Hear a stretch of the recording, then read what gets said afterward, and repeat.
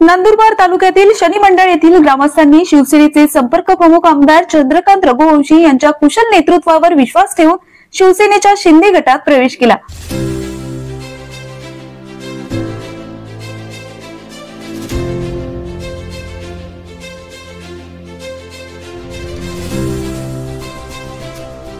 यावेळी आमदार चंद्रकांत रघुवंशी व शिवसेना जिल्हा प्रमुख ऍडव्होकेट राम रघुवंशी यांनी प्रवेश केलेल्या ग्रामस्थांच्या पक्षाचा गमछा देऊन स्वागत केलं।